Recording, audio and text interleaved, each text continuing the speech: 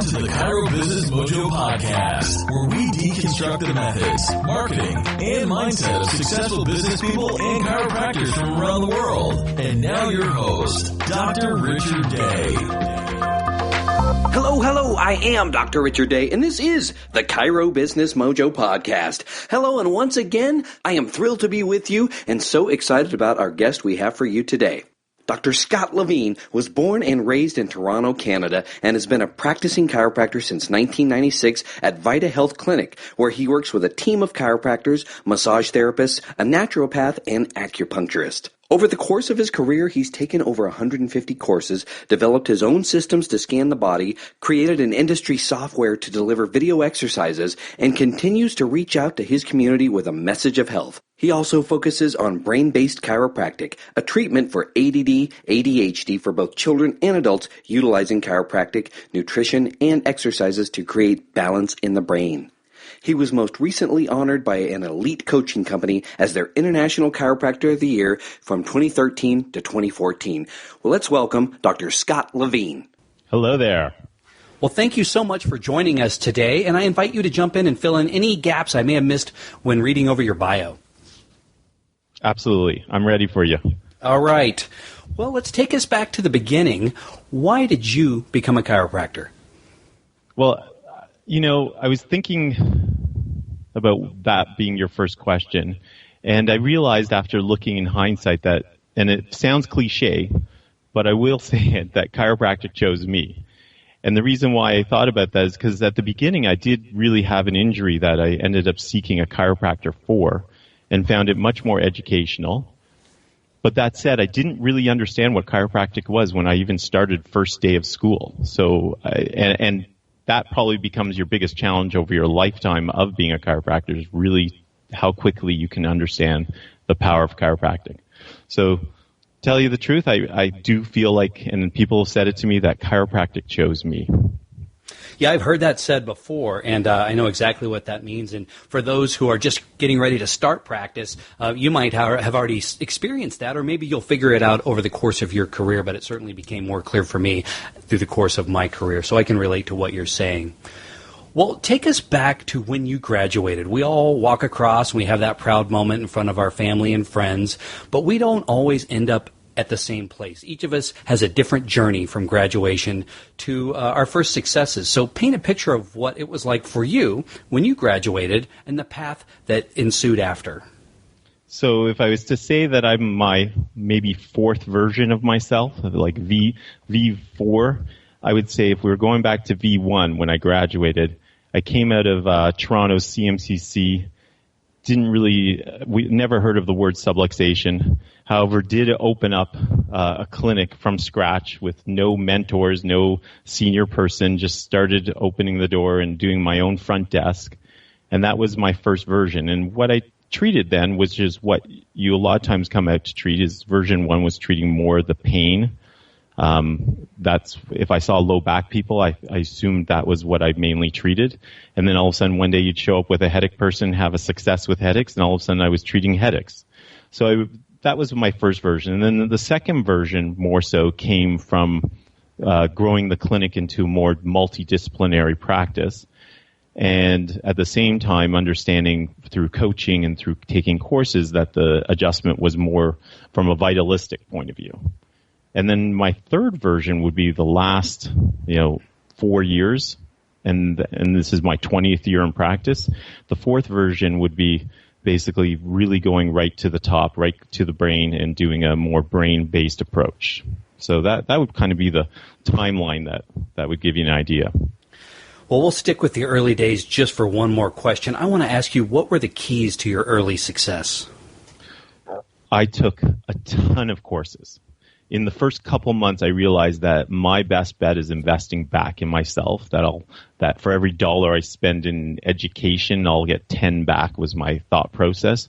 So I took a course almost a month, except for the summer probably, where I would either travel or stay local, and mostly focused early on in technique. Mainly to find out, to become a really good adjuster and also to have more tools in the toolbox. And so referrals tend to create the best patients and is the least expensive. So referrals would happen because I was adjusting and using different techniques that a lot of chiropractors or physical therapists or other modalities the person might have tried before. I was doing better at it and better successful and faster. The other thing would be when I did choose my location, my dad happens to be a real estate agent and did commercial. And so location.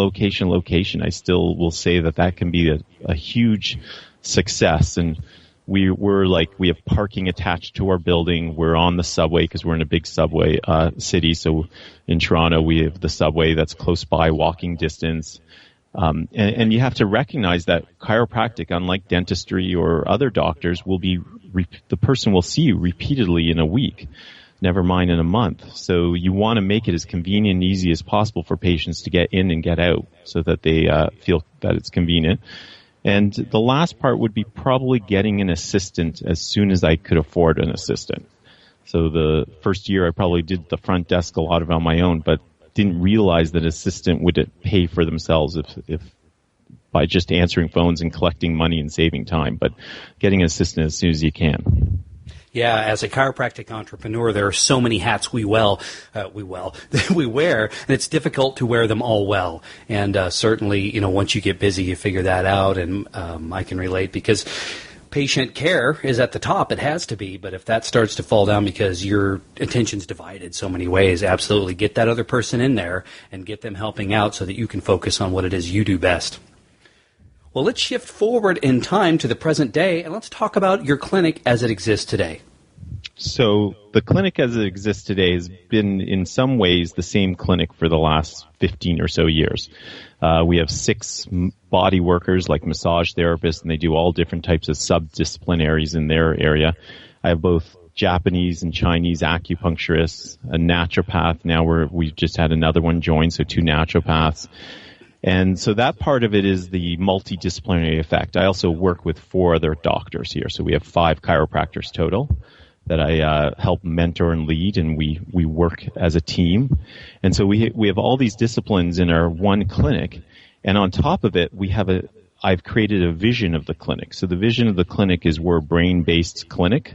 So that includes everything from the type of exams that we do here, including neurofeedback, to the type of testing the naturopath does, which would be more might look at hormones or a lot of digestive issues in any brain. When you're trying to improve brain health, you always want to check digestion. So we have all these team approach, and we have an equal vision where we integrate the approach. We connect with each other when we're handing off patients in the hallway in front of the patient. I always said to my doctors, talk in front of the patient. That's when you get to finally talk like a doctor. When you're talking to your patient, you might talk about the hose and the foot, or you might give analogies that are really simplified so they can understand the concepts. But then you want to also use terminology in front of them that almost just confuses them in a way, but shows them that you do know what you're doing. And so we do this integrative approach where we connect with each other throughout. I could go on more about the clinic. It's kind of unique. Do you want to know about the exams that we do? Well, I have a million questions. I'm going to try to pare it down. So I'll let you lead that. That's the thing. I could just keep talking about the way we do the things in our clinic. Well, a couple of questions before we get into the details of how it runs. Was it something that you visualized early on, having these other disciplines in there, or did it just sort of evolve? Well, I started on the second floor of this building, and it was a much smaller square footage. It was under 1,000. So we were really just a couple chiropractors and another massage therapist. And then this space happened to come up, and I didn't have a vision. And what I'm kind of saying is I almost had to fill the rooms to make the rent. And so at the beginning, the approach was really, let's get everyone in here and start working and figuring it out. And the vision started coming as almost that turnover occurs. So when you hire someone new in a clinic this size, you're hiring from a different perspective. You have much greater clarity. You have more certainty. I'm a different person. I'm more mature. And therefore, my hires became better. They're also more cohesive to the vision at the time. Versus sometimes the person that's been in your clinic the longest, even though they have there's a lot of benefits to that, they also have, they may have not changed the way you've changed. And that can hold back the total vision of the clinic.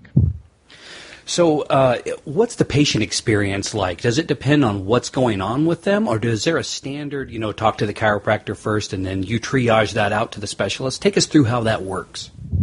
Well, if it comes through the chiropractor, the chiropractors will typically push the patient through the system from a perspective of their needs. And because we do neurofeedback, that could be a need.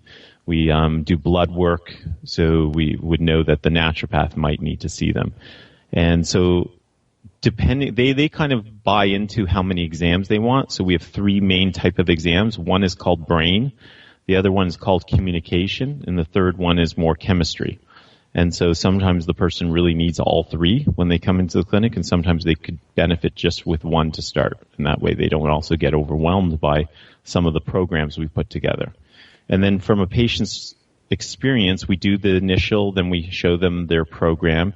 And our programs are typically about a year long. So if you're working at the level of the brain and you want to make a lasting impression, you have to work at all different areas, and therefore it takes usually about a year. And they'll be less frequent at the end, but that's what we're showing people. So with that model, and more with the internet and social media, people are pre-selecting their chiropractor knowing full well what's going on in that office and what that experience is going to be like. Do you have the occasional pain patient who comes in and says, well, look, I just slept wrong, and you're talking about a year and there's this in-depth, several exams, or do people come in really pre-selected knowing what it's all about and ready to go? That's a great question. So we'll get both still for sure, because we are chiropractic and we do have massage therapists, and they'll come in sometimes off the street. But if they do see the chiropractor first, we really try to connect them from the pain to the brain, letting them, it's the entire educational system that we start with videos, and we get them understanding that even their pain is from their brain, and it's just a warning signal that there's something wrong upstairs as far as stress. And it's manifesting as pain. And a lot of times they'll still request, just get me out of pain, and we're here for that too. Well, one of the things you've developed that I haven't heard of before is Brain Based Chiropractic. What is that? So that's the URL for our website, and that's kind of something I've looked at working on. So it's a brain-based approach. So that's where we look at the brain through neurofeedback, so looking at the alpha, beta, theta, delta waves. We're looking at, we do everything from heart rate variability. We'll use the subluxation station to measure their core score. I also have a 60,000 sensor plate to measure cerebellum balance to see how well they can stand still when they end up swaying, and we can measure that according to their age. So all these different tests kind of give us a clearer picture, and I really went far and applied kinesiology as far as one of the techniques I learned. So through hundreds of hours of that, I've created my own functional exam. Then learning from many of the greats like Michael Hall allows you to further those functional exams, and then you start learning about the brain more and more. And the way the brain, basically the best way to treat the brain is through the multi-sensory approach. So the proprioception is great from a chiropractic perspective. Other things we use in the clinic to help train the brain is tuning forks, getting auditory coherence that would be tuned to the alpha, beta, theta, and delta waves. We use smell using essential oils to help stimulate brain function. KT tape through kinesthetic, and then we give a lot of exercises as well. These would be like videos that they would do at home. Well, let's talk. I do have some other questions, but you mentioned the videos at home. What is that all about? I understand that you've developed your own website with all kinds of videos and things. So another thing was when about 5 years ago, when I was on the internet looking at a better way to send exercises, at the time there was not a great way to send exercises. Many of the companies that were doing it were companies that used to do the paper exercises, and then they just made some like cartoon type videos. And I thought, I know how to exercise. This is not one of my passions. So I filmed about 400 exercises, more functional based, like you won't see a bicep curl in it. You'll see functional and neurological based exercises like cross pattern. there's over 60 exercises specific to balance, because everyone has to be practicing balance. That's one of the fastest ways to activate brain and nervous system function and balance it is through the balance system. And it's also one of the systems that when it goes, it's really dangerous. The person can trip and fall and die, as we know statistically. So the exercises were really videos, and you can send them to your patient. The software tells you if they've done it. I also put into it a messaging system, so it's safe, and therefore when you want to connect with patients, you can do it through the software, and it's mobile friendly, so any patient can watch now their videos and exercises on their phone. And this was a game changer for me, having the software, because not only was I designing it, I was a practitioner actually designing it, like on a day-to-day basis, and giving it to my patients and getting really good feedback made the software really chiropractic, patient-friendly. Yeah, what a great tool. I find that people do so much better. Their outcomes are better when they're compliant with our care, but that compliant has to fit into their world and be convenient for them. And it sounds like this is a very convenient way to clearly show people what it is they need to do and, again, increase their compliance. And it's also got some safety features in it. One of the things I filmed, because there was nothing on YouTube, nothing out there, on activities of daily living. So I went around the house and filmed everything from getting out of bed to getting out of the bath to getting off the toilet to putting on your pants, and how to do it biomechanically correct. Because statistically, again, they found that 70% of most injuries occur doing everyday things around the house. Yeah, and that's the measurement tools that we use to show progress as well. So that's a great idea to incorporate that. And yeah, I haven't seen anything like that before. Well, I welcome you to take a look at it when you have time. I definitely will. And we will also be linking to it in our show notes so that people can check it out for themselves. So clearly your clinic is very robust in terms of what it offers, the services it provides. From a time management perspective, in terms of, the patients coming in, what can they expect for that first exam? The first exam, well, we do break up all the exams in different times. So sometimes when they come in, they might come in 2 or 3 times and only get exams. If they keep being recommended the next exam and they go for it and say, yeah, I want to do that. So the communication exams are number 1, and that's takes about an hour. And half that time is with the CA doing all the scans. And then the other half, 30 minutes, would be with the doctor. So that would be our number 1. The neurofeedback, the doctor's with the patient the whole time, and takes about 35 minutes. And then we do have another exam that's kind of something brand new for us. It's measuring biophotons. And it doesn't take long at all, but it's really interesting technology, and it's really interesting to the patients. And when you print a report, which patients love, it'll print a 20-page report. So it's kind of really patient-friendly, too. Wow. Well, you've been around a long time, and it sounds like, it's basically referral-based right now. Are there any other techniques you're using, marketing techniques, to find new patients?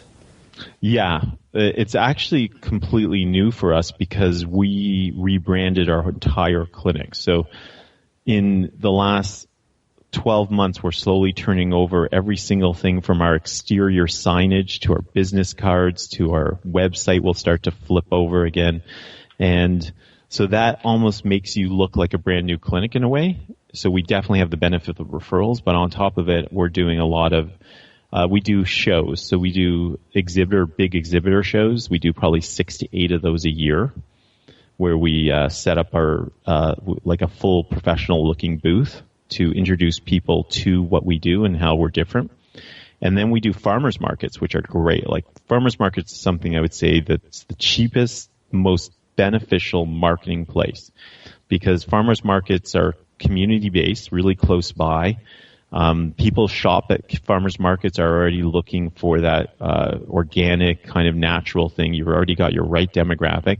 You're not expected to be there. So instead of being at a show with a ton of other type of health professionals, including chiropractors, all of a sudden they're looking at their vegetables, they look up and they see some person that's talking to them about chiropractic and the benefits of a natural, healthy way to, keep your health strong. So I found farmers markets were a great addition. And other than that, we every so often someone does something like you're doing where they want to connect with us because we're doing things that are different. So I want to drill down on what it is you're doing at the booth in the farmer's market. Are you simply talking to folks, or are you using a subluxation station? What are you doing in the brief amount of time as people are, between the vegetables?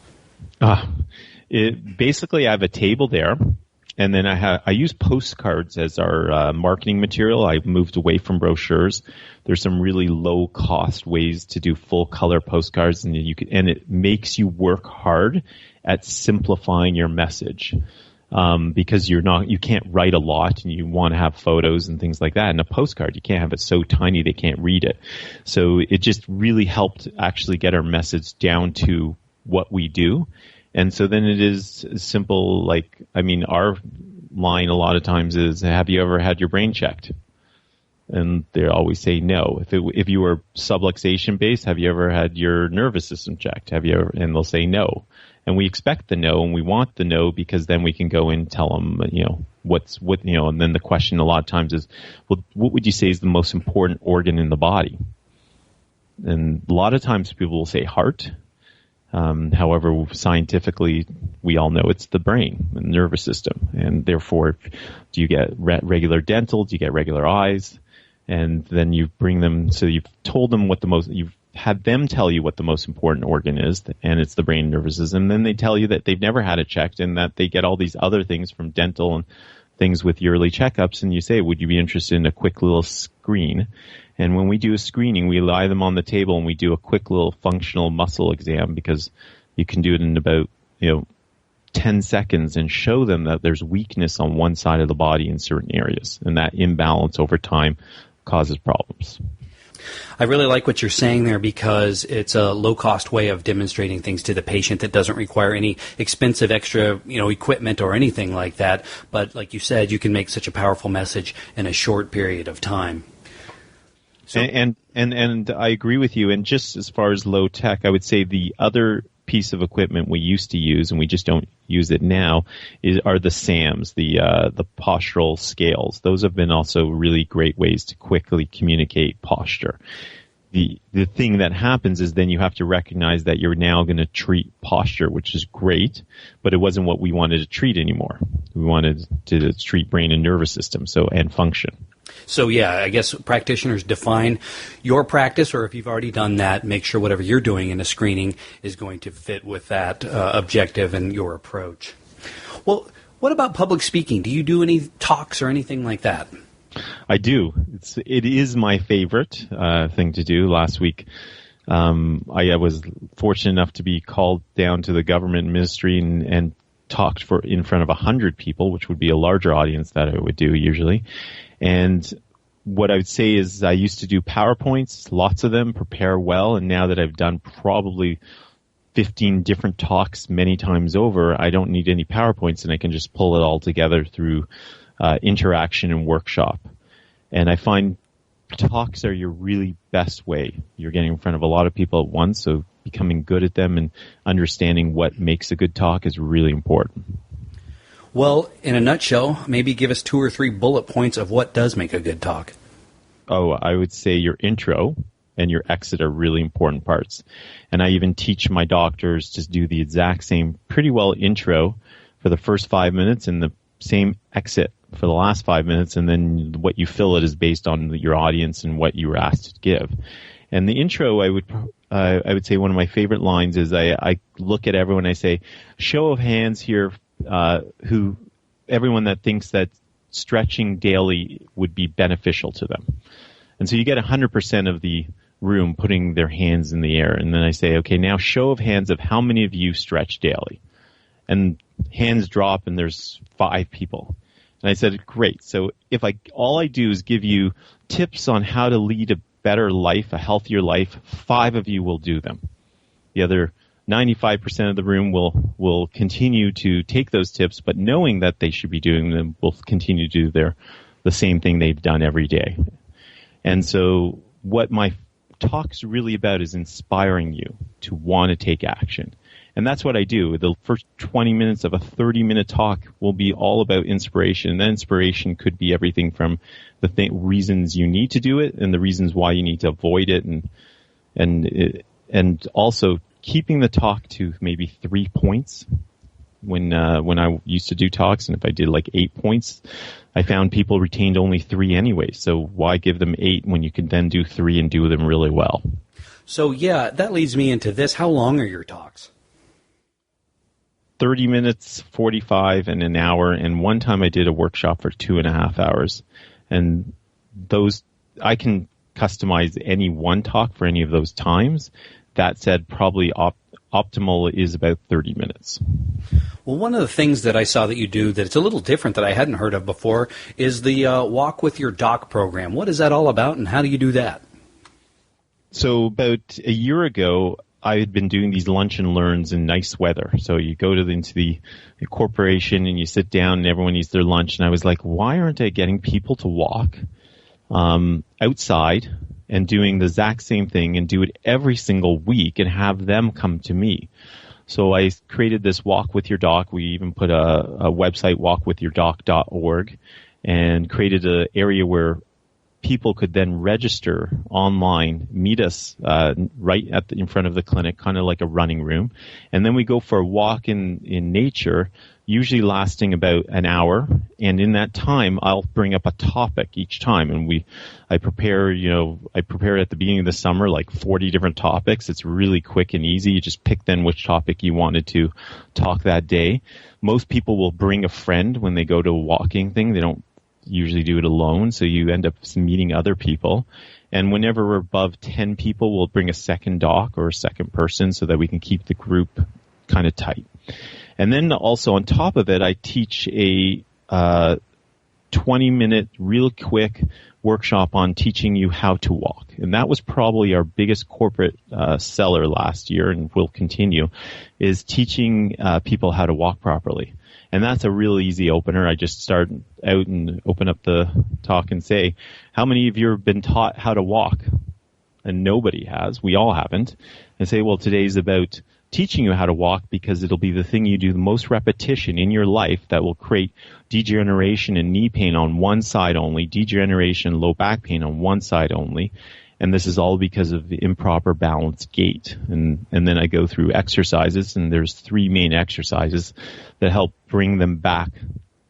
And it's been amazing. I've had people 2 weeks later, patients say their knee pain's gone because they're now doing the exercises to help balance their gait. So for these sorts of events, the speaking engagements and the walking, do you have a marketing person or a CA that schedules these in your office, or do you do them?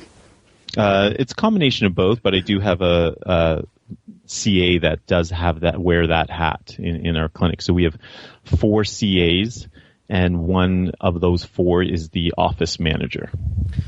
So as you know, this is the Chiro Business Mojo podcast, and we are all about providing actionable content for our listeners to help make their practice/business better. So let's break it down. What is your actionable advice, something someone can do tomorrow? Let's break it down for the new doc, and then maybe your advice for the seasoned doc who's looking to get more out of their practice.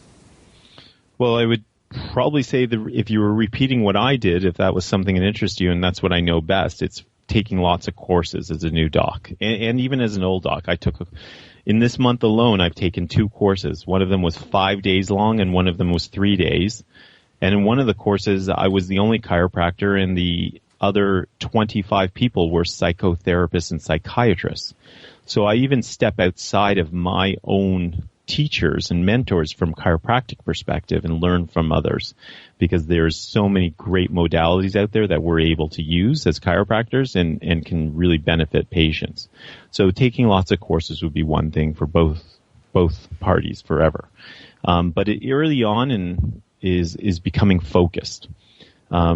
I focused on one type of course. I focused on AK for me, and applied kinesiology was really interesting and different, and it was a lot of work.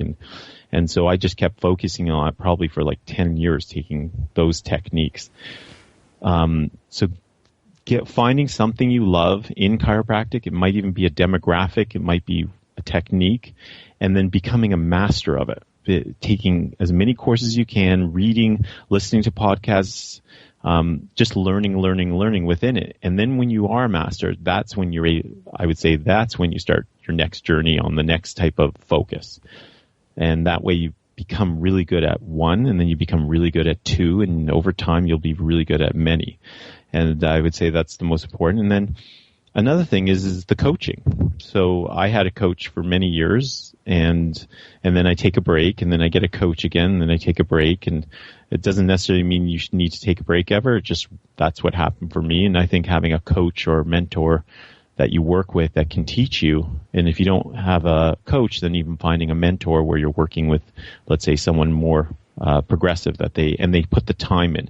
And that's one thing I would say. One of the things I put is I invest a lot of time in my team. So on average, we do 4 hours worth of meetings every single week. And that includes everything from communication to technique to working with the CAs.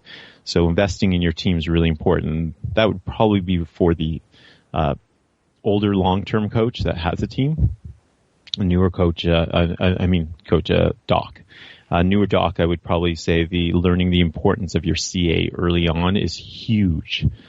I think that I've seen it because I've had enough doctors come through my clinic that one of the things that they're not taught or don't get at the beginning is the importance and respect that a CA should be given, and they can totally make your practice. They are the front of the team, investing in their future, investing in their how much they're appreciated, how much they want to be there is huge. And you want to learn that as soon as possible, and just take my word for it, because I've seen doctors in my own clinic. I had to connect with the CA and say, listen, just give him another chance, because he was being rude or whatever. And here I am working for the doctor, and then teaching the doctor that you got to really respect them. They're amazing. They can make or break your practice. So understanding that importance. For an experienced doctor, one of the things that I think a lot of doctors will become is stuck. They're doing almost like they're repeating the first day 100 times over.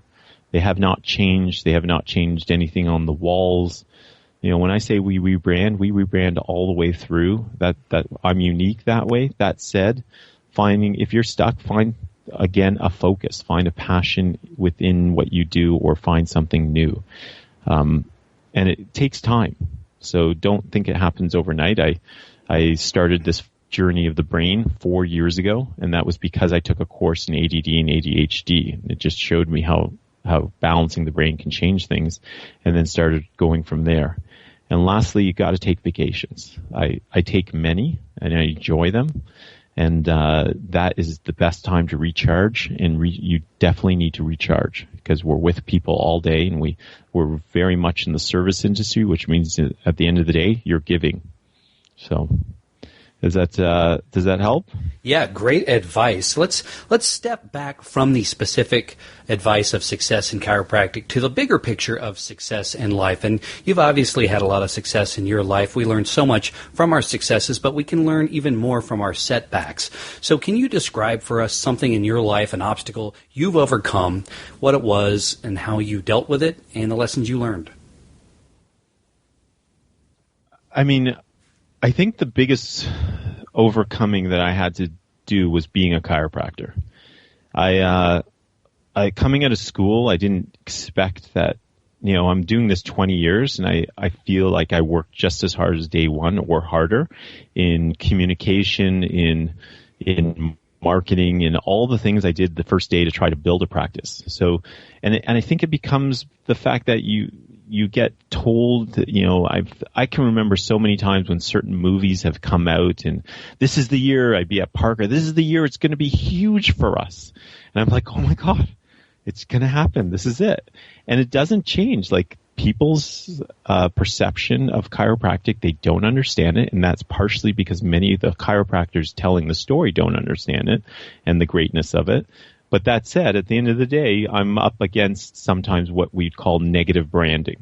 And negative branding means a lot of times people come with a negative perception of what we do, a misunderstanding. So if you were talking about what the biggest challenge is, it was overcoming who I was and knowing that this is the way it is. And if you're asking, the second part was, how did I overcome it? I think it was accepting that having full acceptance that this is the life of a chiropractor. I've stepped up to the point where I've signed up for the fact that I'm going to be an educator, that this is part of being a chiropractor, is being an educator, and that means educating the public. I'm in service, which means one of the things I had to accept that if something's embarrassing or feels uncomfortable inside to do it, I have to get out of the way of myself so that I can be in service, which means tell the story in places that may feel uncomfortable. So it's those overcomings that help, that were challenging at times. Who are your personal heroes? Well, I'd go with who's influencing the most right now, and that would be Dr. Joe Dispenza. I mean, I'm kind of gung-ho right now because I've done recently the basic course a few months ago, then I did his advanced course, and I've read his books, and I've watched his YouTube videos, and I've helped influence some other patients already that have now taken his courses, and one of them came in today actually and said, thank you for introducing me to him. And what I'd say is what he's done for me is he's taught me the meaning behind meditation versus I couldn't get into meditation, and I knew it would be good for me, but I just couldn't do it. Every time I started, I ended up stopping. And he was the first person that teaches quantum physics, energy, and how meditation can be used to help not only heal your body, but possibly manifest the life that you want through this quantum physics and meditation. And so his book, You Are the Placebo, great book. Lots of science in it. It's really easy to understand, and it's a great book to connect you with. Well, you mentioned meditation. Are there any other habits or rituals or affirmations you do every day to help you live the life of your dreams? My biggest like raw thing is drinking water. I drink probably 5 liters easily of water a day. I start the day off with ginger and lemon in my water. I'll teach any course I teach, I talk about water, and I'm a huge advocate for it, mainly because anytime I look at my new patients where they had to answer how many glasses of water do you drink a day, 1 out of 20 drinks the right amount. 19 are drinking way too low. And a book got me on this. It was called Your Body's Cries for Water. And it's written by an MD, and I think it's in its 2nd edition.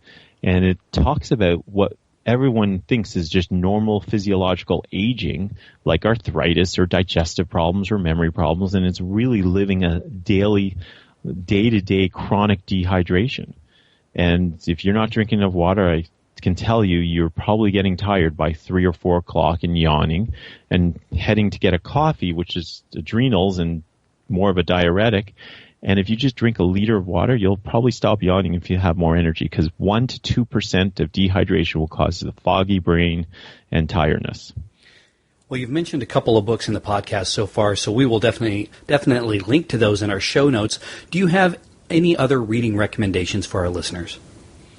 I love Norman Deutsch. He's The Brain That Heals Itself, and he basically teaches you in his book how the brain's way of healing. He teaches you in his book basically how the brain heals. And one of the things I loved about it, not only is he really laid it out nicely, and he's just recently did a Nature of Things with David Suzuki, so you can catch him probably on video as well.